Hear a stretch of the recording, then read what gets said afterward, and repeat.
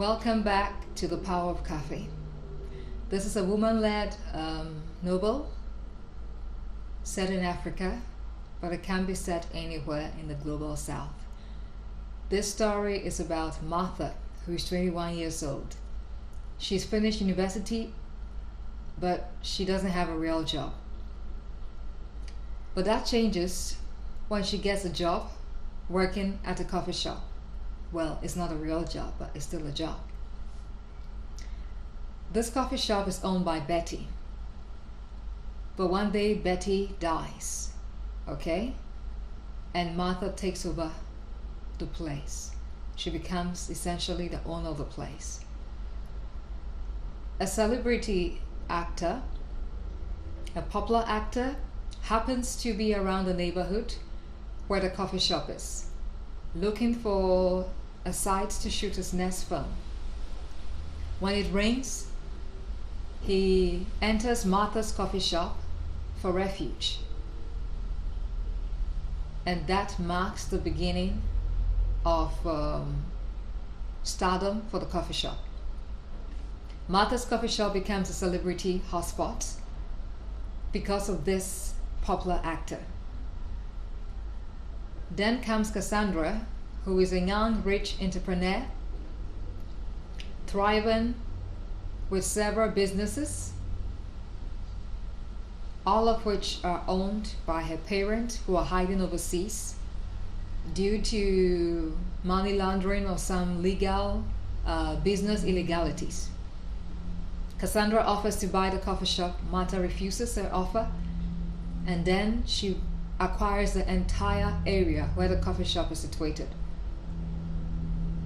So Martha ends up losing that coffee shop because the plot of land on which it stood has been bought by Martha, and the landowner agreed to sell because the price was good. So this is a story between these two women alongside the supporting characters and their stories. Enjoy the next 10 pages of The Power of Coffee. That first sip could change everything. This will be the 40th page of the novel. Enjoy. Comment, tell me what you like or don't like, be honest. Rate me, rate the story, and once it's out, it's yet to be published. If you want to order, if you want to pre-order, just let me know, leave an email, anything at all. So once the story is published, we could send you a copy. Enjoy the next 10 pages to make the 40th page of The Power of Coffee. That first sip could change everything.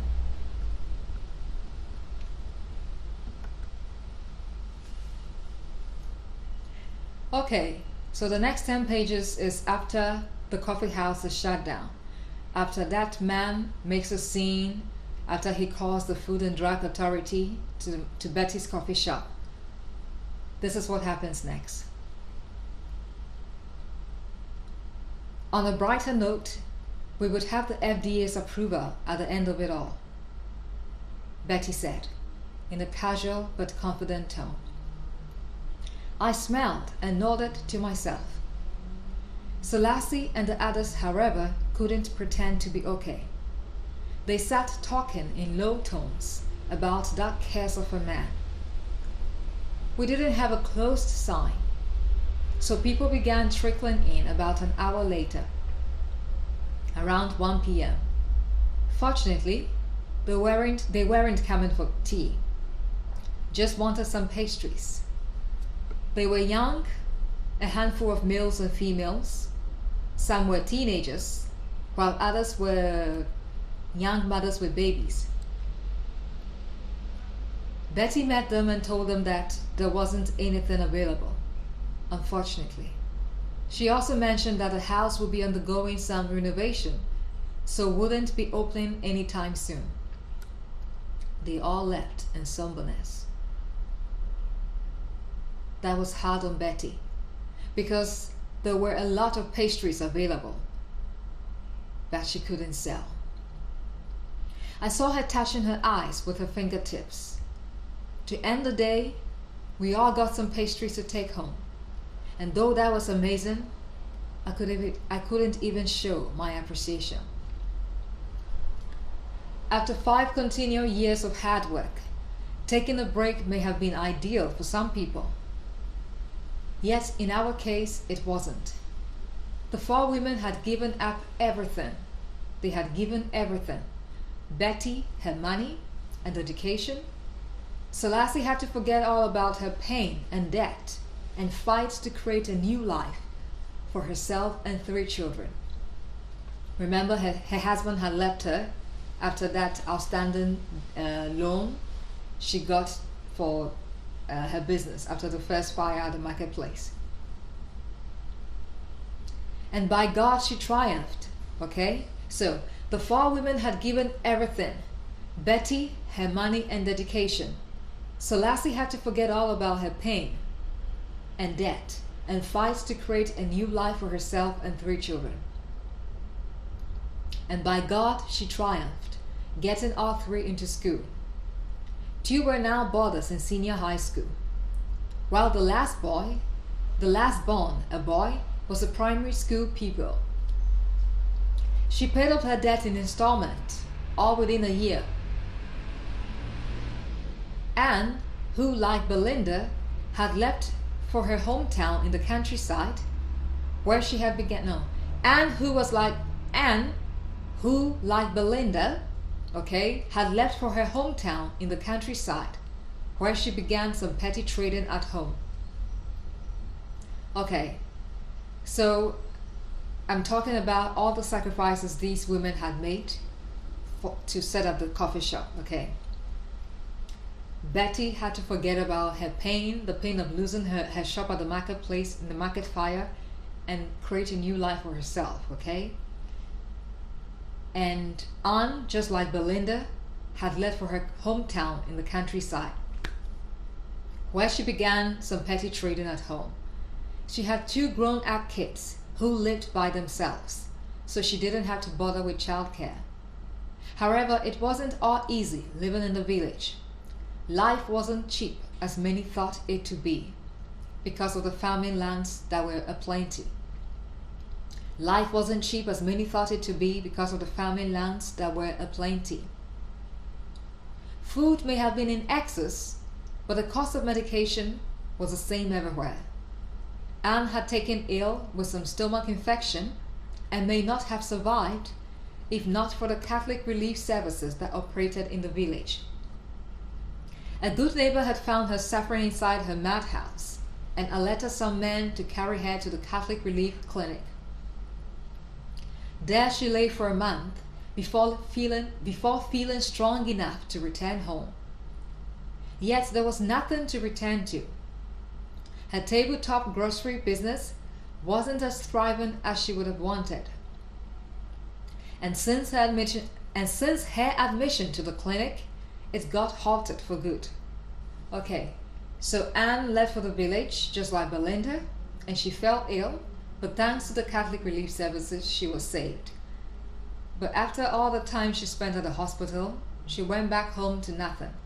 Because she had been absent from her table selling business for a while, there was no one to buy from her. Her tabletop grocery business wasn't as thriving as she would have wanted, and since her admission to the clinic, it got halted for good. So she had nothing, not even money to return to the city if she wanted to. However, she knew that the city was the only place she could find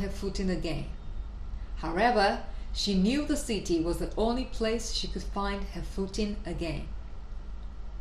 So she did some menial work, made some money, and then got on a bus back to the capital. That's when she visited Betty. So we're still talking about Anne. That's when she visited Betty at home and learned of the coffee shop she had started. As for Belinda, returning to her hometown was a good idea, since her husband had been living and working there. It was great for their marriage, but not good enough for her mother-in-law. So I'm talking about all the sacrifices these 3 women made to set up that coffee shop after they lost their businesses in the market fire for the second time. When Belinda had told her about the fires at the marketplace and how she had lost everything twice in a row, she first sympathized with her, but later began to criticize her for being lax on her security. That is Belinda's mother-in-law. She made her feel guilty for returning home with nothing. She made her feel guilty for returning home with nothing. And after several weeks of subtle and open attacks on her inability to assist her husband financially, Belinda decided to move out of the house. Okay, so Belinda goes back home. That is after the market fires, okay? She went back home to the hometown because that's where her husband and her daughter was. But her mother-in-law didn't like her there. She complained that she wouldn't work, she didn't have any money to support her husband and she was just here feeding off him, blah, blah, blah. So that caused Belinda to move out of the house, her own matrimonial home. She had to move out because of her mother-in-law. Belinda decided to move out of the house. She left to live with a relative, an aunt of some sort, who lived elsewhere. She ran a drinking and eating bar and was quite popular with the town folks. This aunt of Belinda's ran a drinking and eating bar, okay? Belinda sought for a job with her, but the woman wasn't so welcoming. She flatly said there was no vacancy. And when Belinda tried to make her understand her plight, she stopped serving the customers and looked at her and remarked, "How bad is the capital? How bad is it in the capital that you've come all the way here to beg? In the local dialect, she would have said something like this. Aden, ejume ni hwana, wefri akra ton abaha, ubepe ejuma. Aden. That's what she would have said in the local dialect. How bad is it in the capital that you've come all the way here to beg? That was her cue to go away. Get onto the last bus that was leaving the town that evening. So I'm talking about Belinda now. How she went back home after the market fires, and yet her mother-in-law wouldn't welcome her in her own matrimonial home because she feels that she's just feeding off her husband. You should have come with money. You should have been more careful. How come you lost your shop twice in the market fire? So that was her cue to go away. Get onto the last bus that was leaving the town that evening. She couldn't think of what she may have done to be treated that way, since her mind was on her next step, okay, her next move. Driven out of her husband's home and shunned by her own relative, who else was left to seek refuge with? Betty was the only name that settled in her mind while she waited for the bus to arrive. Then she recalled her only child, a daughter, who was now 13 years old. She had been living with her father and grandmother since her birth, and fortunately was well cared for. That set her mind at ease. The bus took about 2 hours before arriving at the grass-roofed shelter where she had been waiting with others. She got into it and sat at the rear. Her luggage was a large black polythene sack that contained some of her clothing and slippers. She stuck it in the small space between her and the seat in front. She stuck it in the small space between her and the seat in front, and then munched on some roasted maize and pieces of coconut.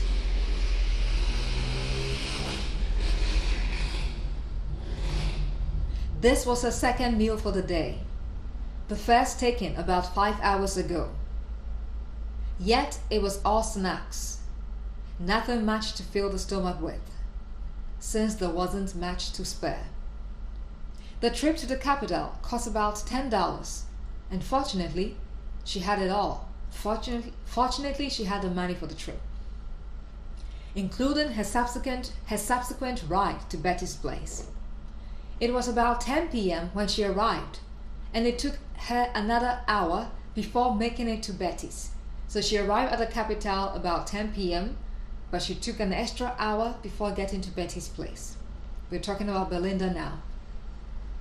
But Betty knew of her coming because she had rang her on the public phone around 10:30 after locating the phone. Betty was surprised to hear her, but not about her intention of coming over to spend the night. She was waiting outside, behind her door, completely wrapped up in a cloth and wearing a headgear because of the chill of the night. Then Belinda showed up, walking slowly towards the compound and dragging her luggage. When Betty ran to her aid, she threw herself at her, falling in an embrace, and moments later she began to sob. 2 days later she recounted her story, and then Betty gave her the good news. The good news that she had began a coffee shop, okay? So that's how the women came to work together, and now it seemed like everything was falling apart once again. I didn't tell my parents about the thing with the FDA because I couldn't. But the following day, I had to think of an excuse, a credible one, along the lines of going on leave. However, this time around, Mother didn't believe me. So she called Betty on the phone, and I stayed to hear what she was going to say. There was no response after the first call, so she called again, but it still went unanswered. Then the idea popped into my head. Say that Betty isn't well. I smiled and was ready to speak when her phone began to ring. That's my Martha's mom's phone.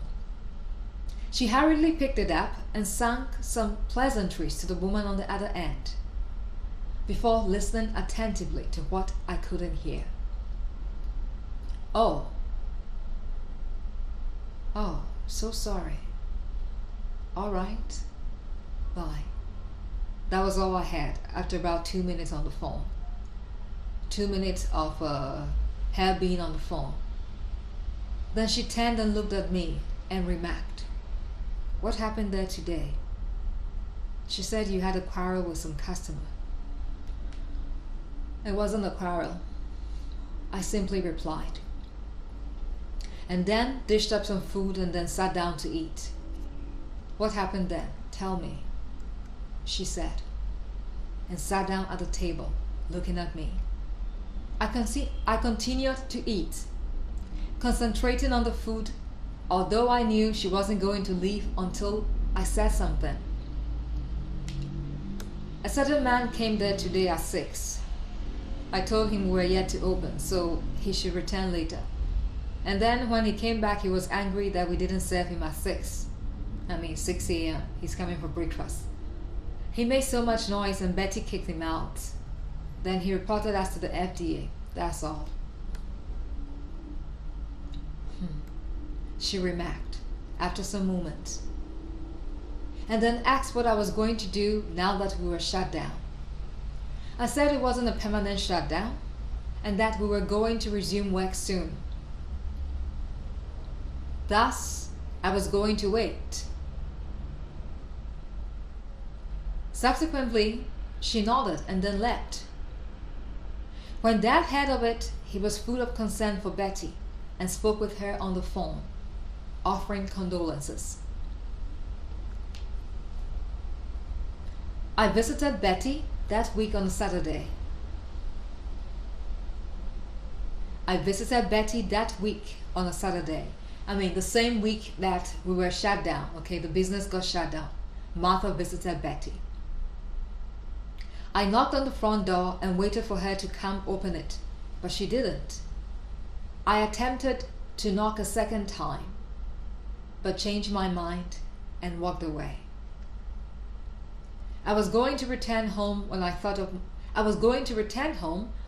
of my older sisters, Anne, Celeste, and Belinda. After a month of working together, I knew where to find them. But since I wasn't good at following directions, I thought of focusing on Belinda as she was closer to the coffee house. I entered the compound she shared with other tenants. I entered the compound she shared with other tenants and found her washing some clothes. As I drew closer, she instinctively lifted her torso and immediately smiled. "Hey," she remarked.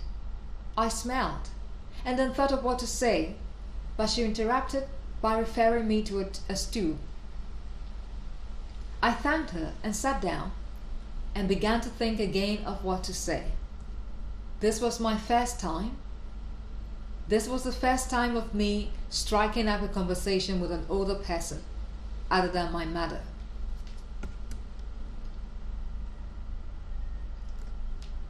"So, what brings you here?" Belinda said, pausing from her washing and staring at me. I smiled, a little nervous, and then looked at her. Not directly, just around her face, since I wasn't comfortable looking people in the face. I went to visit Madame Betty, but she wasn't there," I softly said. And then she gently nodded. I wanted to ask her if she knew where she was, but I couldn't. But I didn't, and she said nothing. A minute passed before I could say something on my own. "How are you, please?" She looked up at me, still washing, and smiled, and then replied that she was all right, before throwing the question back at me. I responded likewise, and then she got up and carried one of the buckets away. She walked towards some bushes nearby and spilled the water in it. It seemed she had completed her washing. I had nothing left to say, though I would have loved to chat a bit more. Hey, Martha is a shy girl. She can't even talk. When she came back, she began to rinse out the clothes, and as she did, she glanced at me and said, "Do you know how to hang up clothes?" I chuckled. Of course. I did. Who wouldn't? That was what I thought, but my response was polite. Yes, I can. All right, help me then.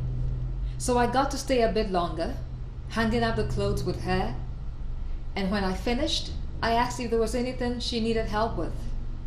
She said yes, and then chuckled and said, "Can you cook? Because I haven't eaten anything proper since morning." That was my response, and then we both chuckled. I left her place around 3 p.m. after having some very tasty lunch. I was in high spirits until the thought of Betty flashed through my head. Was she really okay? I got there in less than an hour because I took a taxi instead of waiting for the bus. I planned to wait for as long as it took for her to open the door, and if she didn't open, I was going to call the neighbors.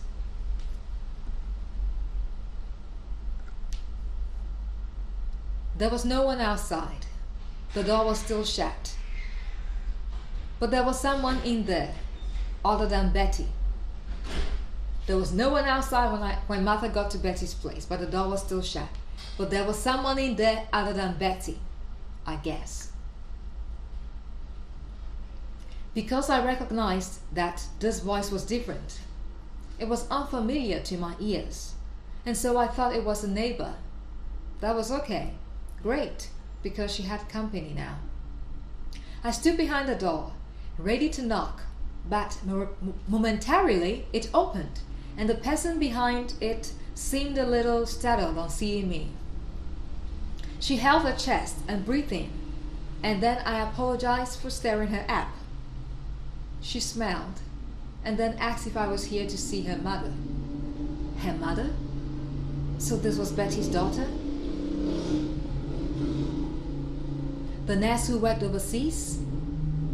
I nodded before speaking up. Yes, please. The young, attractive woman called out to Betty that she had a visitor, and moments later she was outside, smiling at me.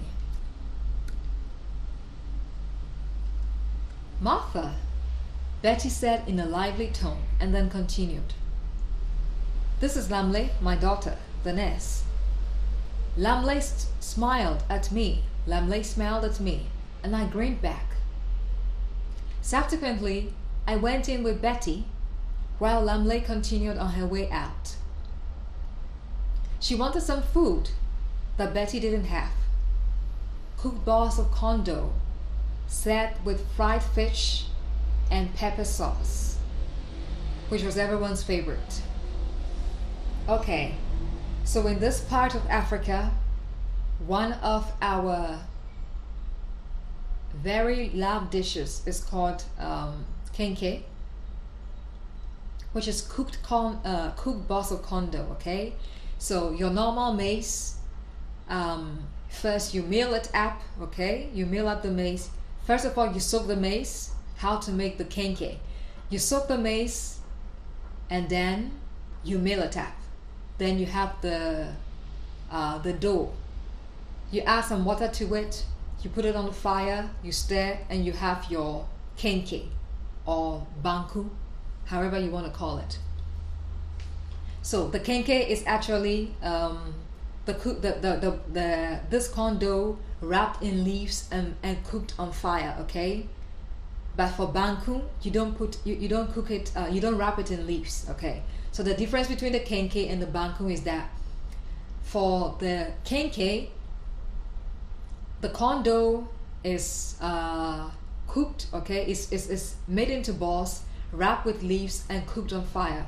But for banku, you don't wrap it in leaves. Okay, so this corn dough, cooked balls of corn dough served with fresh fried fish and pepper, is a delicacy in this part of Africa. I managed to ask Betty, having built confidence with speaking with Belinda, how she was. I told her that I had been there before. Okay, I had been to her house before, and she apologized for not opening up, claiming that she may not have heard the knocks. The tall, smooth and brown-skinned Lamley returned after 20 minutes, carrying a small black plastic bag with a huge bulge at the base. The room instantly came alive with the aroma of its content. She dashed to the kitchen, dished up in a large plate, and returned to the living room with the food of the gods. Okay. 4 big cooked balls of corn dough with several little fishes and the black and red pepper sauce. Mother and daughter rinsed their hands and began to eat, inviting me, of course. But I confessed that I had been to Belinda's place and had had my fair share of food. Betty chuckled when she heard that, and then remarked, "Who else have you seen today, aside from Belinda and me?"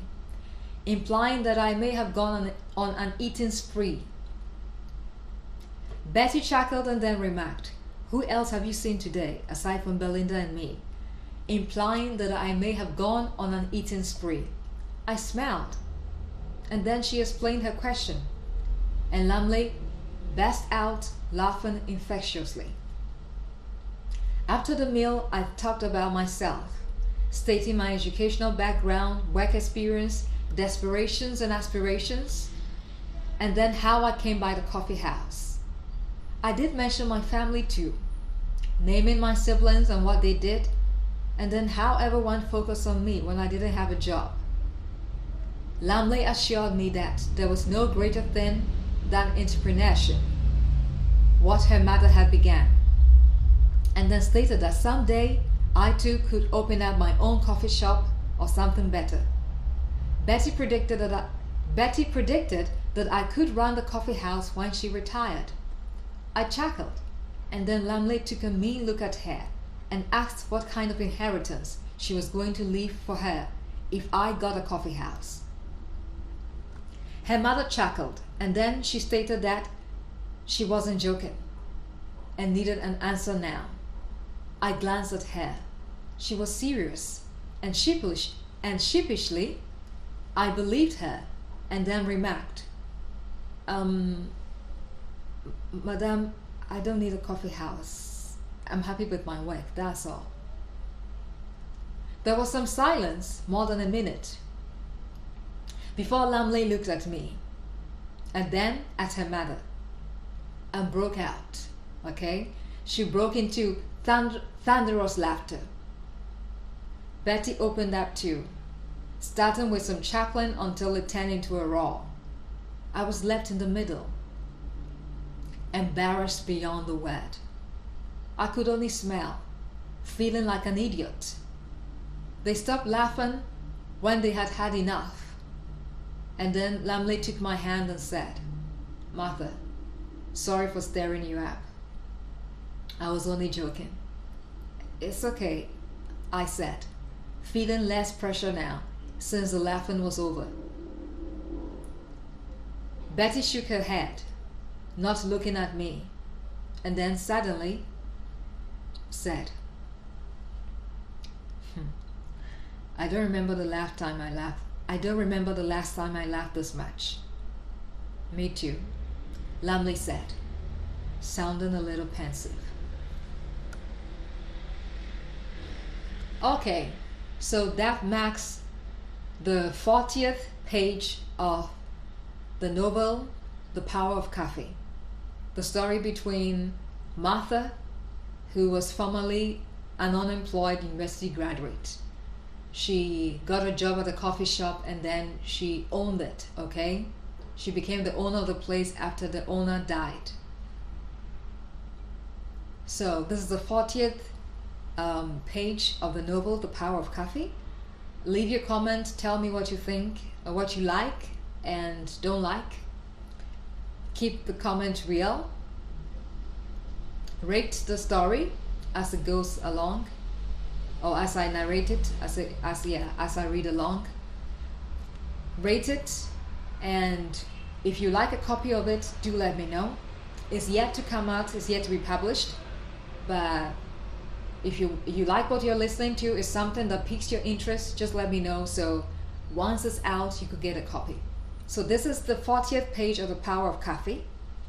I read 10 pages for every session. Join me for the next 10 pages to make the 50th page of the woman-led fiction, The Power of Coffee. That first sip could change everything.